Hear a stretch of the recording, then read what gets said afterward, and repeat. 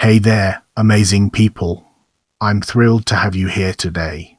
Greetings, viewers. Get ready to immerse yourself in the world of Vote Smart in this video. Vote Smart, formerly called Project Vote Smart, is an American non-profit, non-partisan research organization that collects and distributes information on candidates for public office in the United States. It covers candidates and elected officials in 6 basic areas: background information, issue positions via the political courage test, voting records, campaign finances, interest group ratings, and speeches and public statements. This information is distributed via their website, a toll-free phone number, and print publications. The founding president of the organization was Richard Kimball. Kimball became president emeritus in 2022 when Kyle Dell was announced as the new president of Vote Smart. PVS also provides records of public statements, contact information for state and local election offices, polling place and absentee ballot information, ballot measure descriptions for each state where applicable, links to federal and state government agencies, and links to political parties and issue organizations. In this section, we'll be shedding light on history and its impact on our understanding of the subject. In 1986, Richard Kimball ran unsuccessfully for one of Arizona's 2 U.S. Senate seats. In a candidates debate, he described the campaign process to prospective voters. Kimball used this philosophy to found Vote Smart in 1992. His founding board included Presidents Jimmy Carter D. and Gerald Ford R., plus Republican U.S. Senator Barry Goldwater and Democratic U.S. Senators George McGovern and William Proxmire, as well as other nationally known figures. Originally based at Oregon State University in Corvallis, Oregon, PVS established its headquarters and research center in 1999 at the Great Divide Ranch near Phillipsburg, Montana. In 2006, Vote Smart added a branch at the University of Arizona in Tucson, Arizona.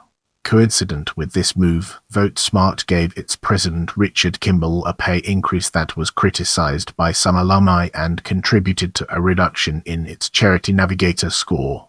In December 2010, the Tucson office was closed in preparation for 2 new satellite research offices. The reason for the closure of the Tucson branch was also related to the university's budget cuts, which eliminated Vote Smart's rent-free space at a 1,500 square foot house off the main campus. In January 2011, Vote Smart moved its Key Votes Department and Political Courage Test Department to facilities offered by both the University of Texas at Austin and the University of Southern California. Vote Smart has since left the University of Southern California and moved its Political Courage Department to its Montana Research Center. In March 2014, Vote Smart laid off 6 employees, citing financial difficulties. A 7th employee quit because of the sudden layoffs. In August 2016, Vote Smart announced that it would be selling its 150-acre ranch near Phillipsburg, Montana, and relocating its headquarters after the November 2016 U.S. presidential election. Kimball said the ranch's secluded location, which housed 40 interns, had caused issues. "We have all the problems a university does with the experimental, adventurous, hormonal torrent that is the young. Only in the wilderness such things can become dangerous. Love was requited and denied, marriages were created, fights ensued, drinkers crashed, injuries of every sort, hospital trips too numerous to recall, some to sustain life, and distressingly, 3 deaths. Drake University in Des Moines, Iowa was later announced as the new headquarters. Let's now turn our gaze towards funding and explore the fascinating connections it has to offer.